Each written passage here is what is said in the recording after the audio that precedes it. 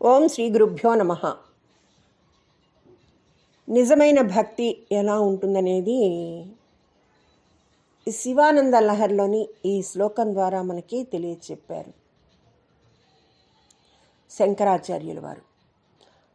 అంకోలం నిజ బీజ సంతతిరయస్కాంతోపలం సూచికా సాధ్వీ నైజ విభుం లతాక్షితుర్హం సింధుః సరిద్వల్లభం ప్రాప్నోతిహ యథా తథా పశుపతేః పాదారవిందద్వయం చేతో వృత్తిరుపేత్య తిష్టతి సదా సా భక్తిరిత్యుచ్యతే. అంకోల వృక్షం, అంకోల అంటే అంకోల వృక్షం విత్తనాలను దరిచేర్చుకున్నట్లు, అయస్కాంతం సూదిని ఆకర్షించినట్లు, సాధ్వీమణి భర్తను కోరుకున్నట్లు, నది సముద్రాన్ని చేరినట్లు భక్తుడి మనసు సదా పరమాత్ముడి పాదపద్మాలను చేరి అక్కడ నిలుస్తుంది.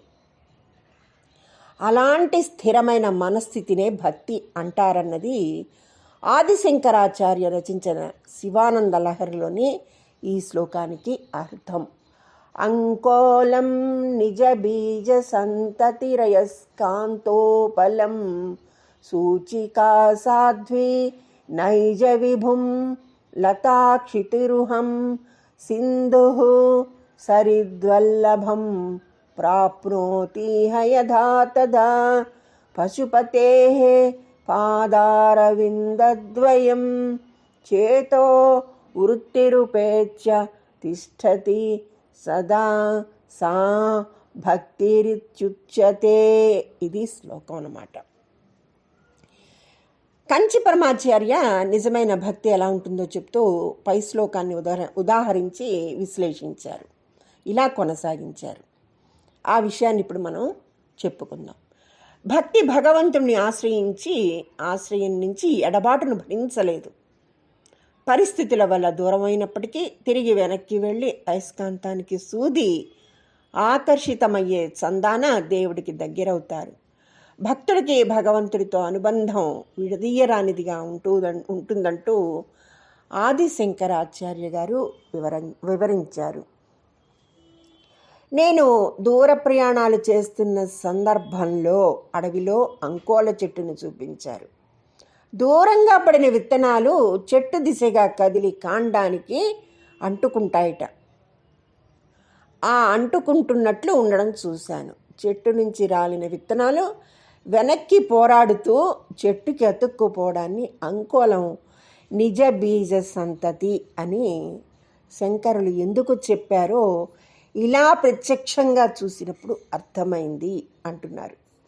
అయస్కాంతం పరిధిలోకి రాగానే సూది అతుక్కుపోతుంది. భక్తుడి మనసు దేవుని వైపు ఆకర్షితమై ఆయన సన్నిధిని స్వర్గంగా భావిస్తాడు. చుట్టూ ఎన్ని ప్రలోభాలున్నా సాధ్వీమణి సదా భర్త గురించి మాత్రమే ఆలోచిస్తుంది. అలాగే భక్తుడు లౌకిక విషయాలకు దూరంగా నిరంతరం దైవ చింతనతో మునిగి ఉంటాడు. ఒక లత చెట్టుని ఆశ్రయించినట్టు ఈశ్వరుడితో జత కట్టడానికి భక్తుడు ప్రయత్నిస్తాడు. స్వామి దర్శనంతో తరిస్తాడు. సముద్రాన్ని చేరాలని నది పరుగులు పెడుతుంది. సముద్రంలో కలిసి ప్రశాంతంగా మారుతుంది. చంచల చిత్తంతో ఉన్న భక్తుడు దైవ సన్నిధిని చేరుకున్నప్పుడు ప్రశాంతతను పొంది పరమానంద భరితుడవుతాడు. శంకరులు ఈ శ్లోకాన్ని ప్రస్తావించి అద్వైత తత్వాన్ని వివరించారు. సముద్రంలో నీరు ఆవిరై మేఘంగా ఆవిర్భవించి వర్షంగా తిరిగి భూమిని చేరుతుంది. ఆ వాన నీళ్లు నదులుగా ప్రవహించి మళ్ళీ సముద్రంలోకి వెళ్తాయి. ఈ విధంగా ఒక వృత్తం పూర్తవుతుంది.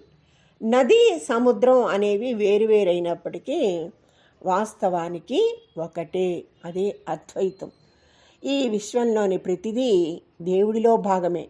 ఎన్నెన్ని రూపాల్లో కనిపించినప్పటికీ ప్రతిదీ చివరికి ఆయనలో విలీనం అవుతుంది.